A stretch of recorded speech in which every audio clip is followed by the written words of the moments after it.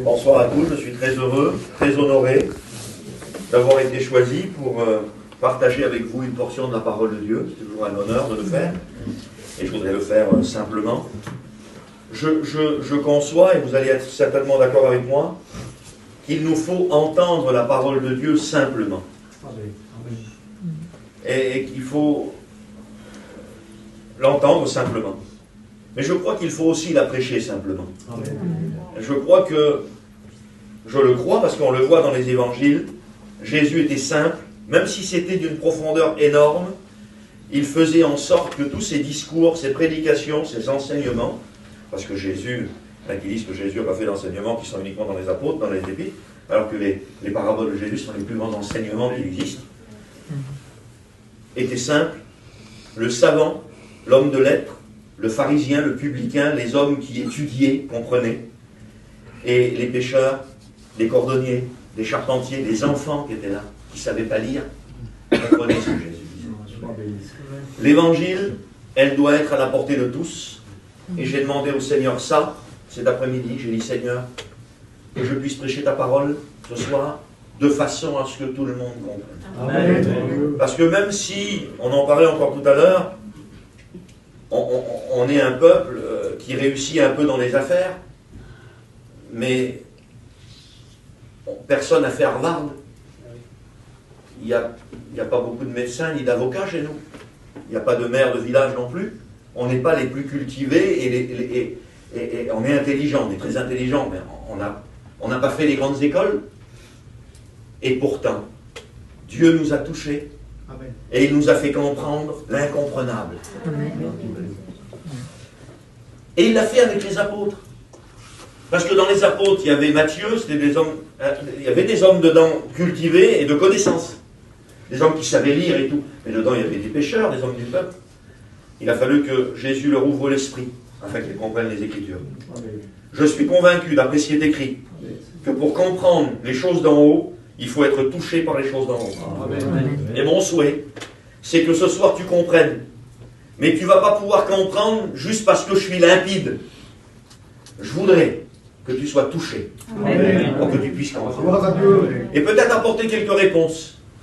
Cet après-midi, le Seigneur a mis un message dans mon cœur pour apporter quelques réponses. Peut-être que tu te poses des questions. Il y a des personnes qui sont ici qui se posent des questions par rapport à l'Évangile. Et le Seigneur m'a donné quelques notes que je vais partager avec vous. Amen. Et que le Seigneur fasse qu'il puisse t'apporter des réponses ce soir. Amen. Alléluia. Alors je vais faire une courte lecture et puis après je vais vous placer cette lecture dans le contexte pour ne pas perdre de temps. Je ne vais pas vous faire la lecture entière. Je vais ressortir le verset du contexte et je vais vous expliquer pourquoi Jésus a dit cette parole. Ça se trouve dans l'évangile de Luc, au chapitre 9 et au verset 56.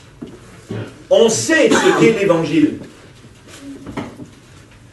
Et normalement, je serais censé vous prêcher ce qu'est l'évangile ce soir. On sait ce qu'est l'évangile. Alors c'est vrai que ce n'est pas tout de savoir. Parce qu'on peut savoir ce qu'est l'évangile sans connaître Dieu.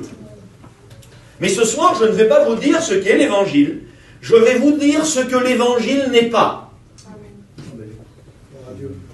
Et peut-être, parce que je vais vous parler de Dieu, je vais vous parler de Jésus, mais je vais vous parler un peu du diable. Mais je vais en parler peu du diable. Je vais plus parler de Dieu et de Jésus. Amen. Mais je voudrais dénoncer quelques mensonges de Satan. Je voudrais vous dire ce que l'évangile n'est pas.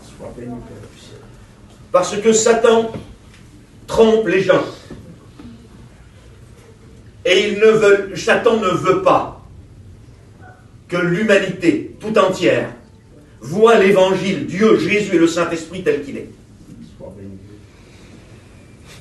Ne sois pas trompé par les intentions de Dieu. Que personne ne te trompe. Dieu veut ton bien. Amen. Que personne ne te trompe sur les intentions de Dieu. Que personne ne te trompe sur les intentions de Dieu.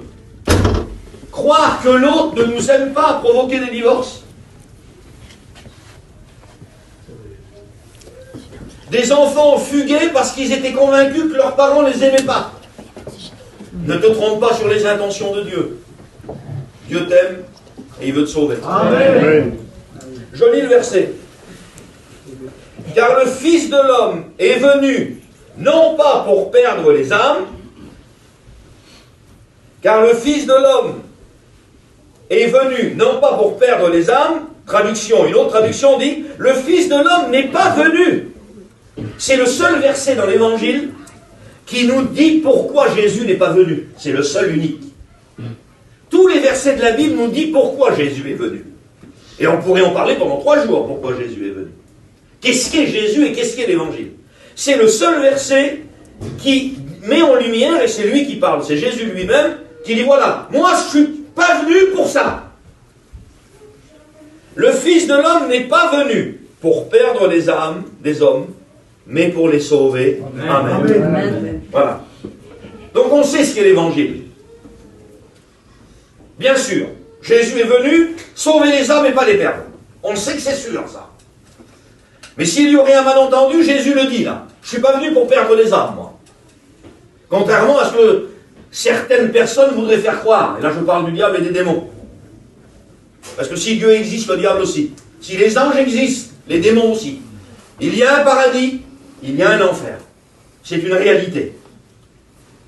Et Satan a toujours voulu tromper les hommes. Et je vous dis rapidement dans quel contexte ce mot est écrit. Jésus arrive en Samarie avec ses disciples, direction Jérusalem, et les Samaritains et les Juifs, ça ne s'accorde pas. Et puis ils vont en avant pour demander une chambre à l'hôtel pour Jésus, et quand ils savent que Jésus passe par là et que c'est toute une équipe de Juifs, ils ne le veulent pas l'hôtel. Et ça met les disciples en colère. Et ils viennent vers Jésus et disent Seigneur, ils ne nous ont pas voulu à l'hôtel. Veux-tu qu'on fasse descendre le feu du ciel et qu'il les consume? Ils sont gentils les chrétiens. Ils sont bons les chrétiens. Ils veulent faire descendre le feu du ciel sur les gens qui ne les veulent pas à l'autel. Vous rencontrerez des mauvais chrétiens. Dans les hommes, il y a du mauvais. Pas dans Dieu. Amen. Amen. Dans tous les hommes, il y a du mauvais. Vous trouverez du bon dans les hommes. Et le bon que vous trouverez dans les hommes, c'est une parcelle de Dieu. Dans l'homme, il y a du mauvais. Mais dans Dieu, il n'y a rien de mauvais. Il est question des apôtres. Ils veulent faire descendre le feu du ciel sur les gens de l'autel parce qu'ils ne les veulent pas à l'autel. En plus, comme s'ils auraient pu le faire. Élie. Ils n'auraient même pas pu le faire. Ils n'auraient même pas pu le faire en plus. Ils se créditent de pouvoir de miracle. Ils n'auraient même pas pu. Ils n'arrivaient même pas... Un jour, il y a un homme qui amène son fils qui est possédé d'un mauvais esprit. Ils n'arrivent même pas à le chasser. Ils ne vont pas faire descendre le feu du ciel. Mais oui, quand vous êtes mauvais... Tiens, ça c'est un petit mot pour nous, ça, les chrétiens. Quand c'est pas bon là-dedans, il n'y a pas grand-chose du haut qui se passe. Ils n'auraient pas pu faire descendre le feu du ciel, même s'ils auraient voulu. Même pas assez d'amour pour faire des miracles. Et Jésus les regarde, vite fait, je dis ça. Et il dit, mais de quel esprit êtes-vous animés? Je suis en train d'évangéliser les villages, vous voulez tuer les gens? Mais de quel esprit vous êtes animés? Qu'est-ce que vous croyez qu'on est en train de faire dans les villages? Vous voulez brûler tout le monde? Vous êtes des pyromanes, vous voulez brûler les gens? On évangélise, on les aime, les gens veulent les sauver. Les disciples, ils sont là, ils savent plus où ils se mettent. Ils savent plus où se mettre. Et là, Jésus dit cette fameuse phrase. Le Fils de l'homme n'est pas venu pour perdre les âmes, mais pour les sauver. Voilà dans quel contexte il le dit. Et on le sait. On sait ce qu'est l'évangile. Bien sûr, Jésus est venu sauver les âmes et non les perdre. Mais, 2 Corinthiens chapitre 4 et verset 4. Satan a aveuglé l'intelligence des incrédules pour les empêcher de voir resplendir la gloire de l'évangile de Jésus-Christ. Je vous l'ai pris dans une traduction qui m'avait l'air la plus claire. Il ne dit pas que Dieu a aveuglé, Satan, il ne dit pas que le prince de ce monde, c'est écrit comme ça, le prince de ce monde, Satan, il ne dit pas qu'il a aveuglé l'intelligence de tous les hommes. Il a aveuglé l'intelligence des incrédules. Ceux qui se refusent de croire. Mais moi je crois que ceux qui se refusent de croire ne sont pas là ce soir. Moi, je crois que les personnes qui sont là, c'est les personnes qui veulent croire. Amen, gloire à Dieu. Il a aveuglé l'intelligence des incrédules, ceux qui ne veulent pas croire. Il a aveuglé cette intelligence-là pour pas qu'ils voient resplendir l'évangile de Christ, l'évangile tel qu'elle est, avec ses véritables intentions. Il veut nous faire passer l'évangile, Satan, pour autre chose que ce qu'elle est. Satan, Le menteur, bien sûr. Vous savez que Satan a un fils, hein? Dieu a un fils, c'est Jésus. Savez-vous que Satan a un fils? C'est le mensonge. La Bible dit qu'il est le père du mensonge. Il n'est pas le père d'autre chose. Il est le père du mensonge. Il a un fils, c'est le mensonge. Et il voudrait nous faire croire autre chose que ce que Dieu est. Il voudrait nous faire croire autre chose que ce que l'Évangile est. Il voudrait nous faire croire autre chose que les intentions, les bonnes intentions que Jésus a pour nous. Qu'est-ce que Satan voudrait nous faire croire? Voilà ce que Satan voudrait nous faire croire. Que l'Évangile, c'est la fin de tout. Vous savez que Satan veut faire croire ça à certaines personnes. La Bible dit qu'il rentre dans notre raisonnement. La Bible dit qu'il nous chuchote à l'oreille. C'est écrit ça. C'est pas moi qui l'invente. Il rentre dans le raisonnement des hommes. Et il voudrait nous faire croire que l'Évangile, c'est la fin de tout. Vous l'avez pas entendu ça, des gens dire ça?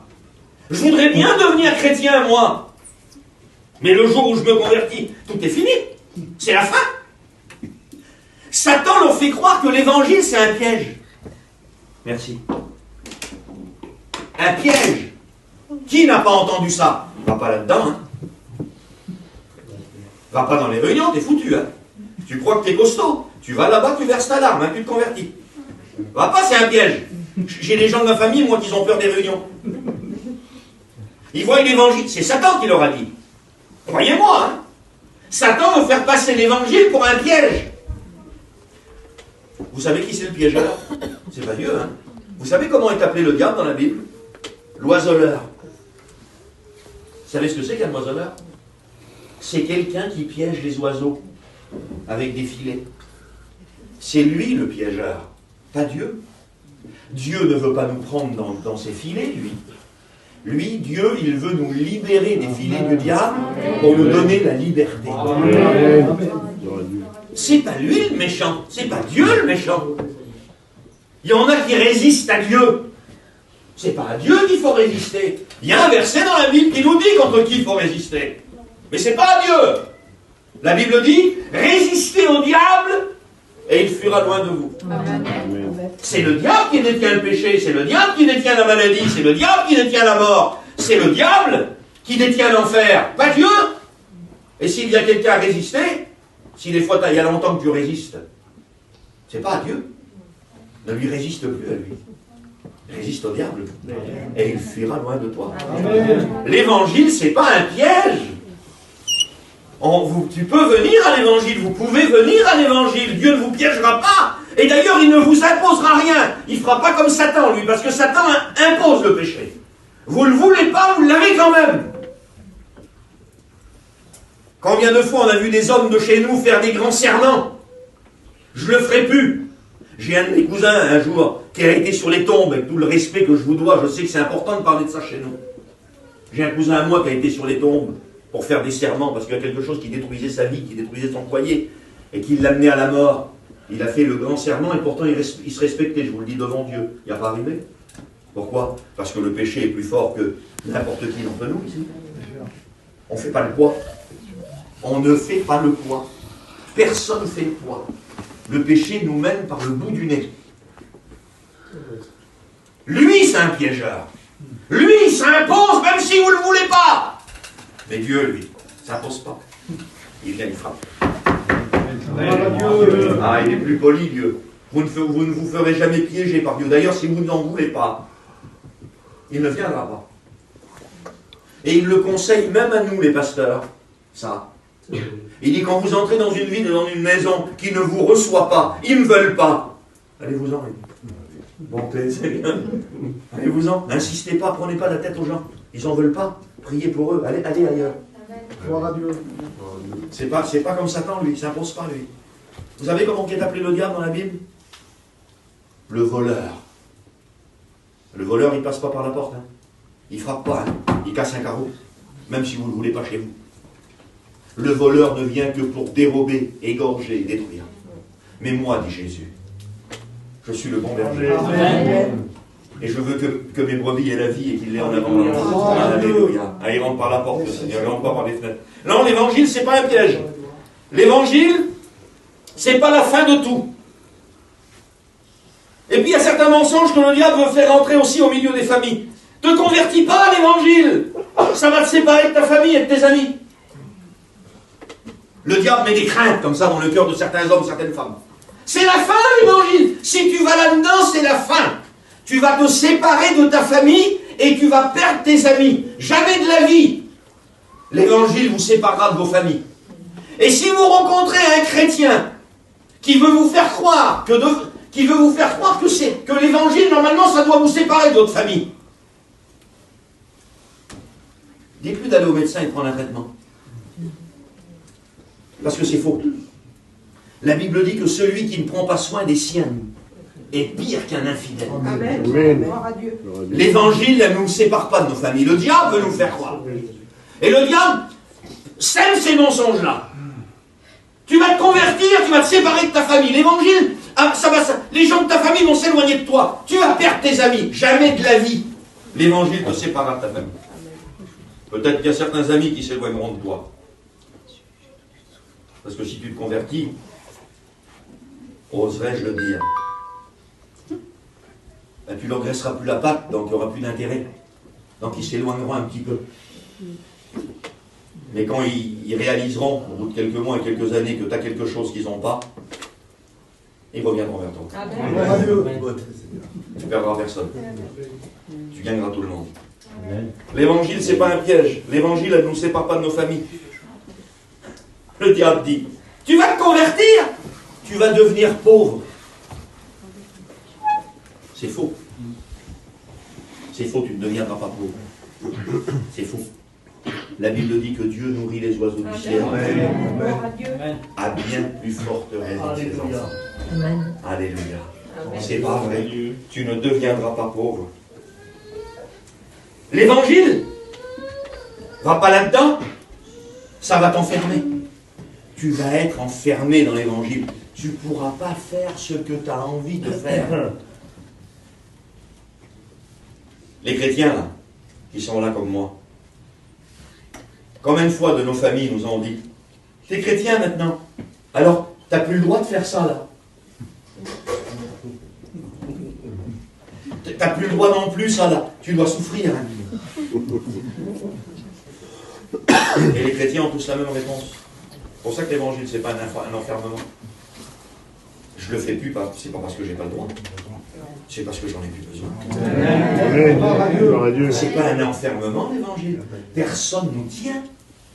Personne nous oblige. Ce sont des mensonges du diable qui veulent faire passer l'évangile pour un enfermement, alors que c'est la plus grande libération qui peut exister. Il n'y a pas plus grande libération que l'évangile. Amen. C'est une porte de sortie, l'évangile. C'est pas une prison, c'est la liberté, l'évangile. Je ne voudrais pas être dur dans mes paroles, mais je voudrais dire la vérité. Je suis nul loin pour la dire, la vérité, je vais la dire. Le monde, le péché, c'est des chaînes. On est en prison quand on est dans le péché. Parce que ça nous tient, on est tenu. C'est comme les anciens, jeux vidéo. Sega, c'est plus fort que toi. Bon, il y en a plein qui n'ont pas connu ça, vous n'avez pas connu la référence. C'était des vieilles pubs. Sega, c'est des vieilles consoles. Ça vaut une fortune maintenant, en vintage. T'en trouves un, ça vaut une fortune les anciennes Sega. C'est plus fort que toi. C'est le péché, c'est plus fort que toi, c'est plus fort que moi. Quand on vient à l'évangile et qu'on rencontre Jésus, qu'il pénètre nos cœurs. Alléluia.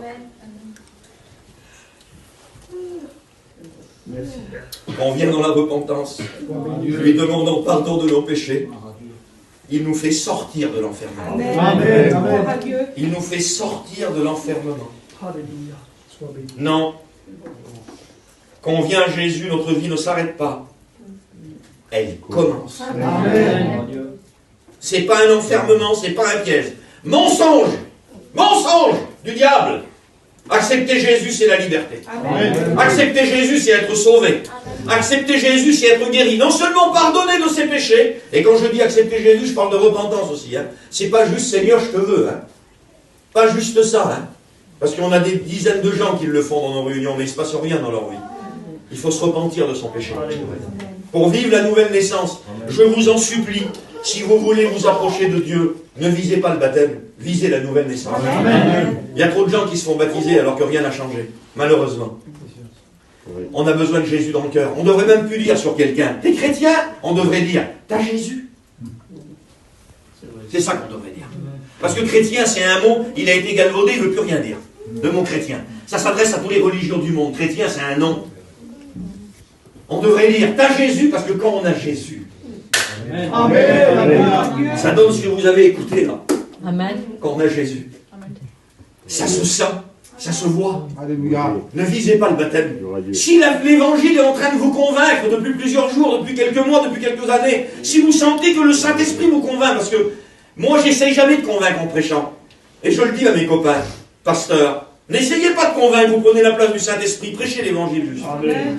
La Bible dit que celui qui convainc, c'est le Saint-Esprit.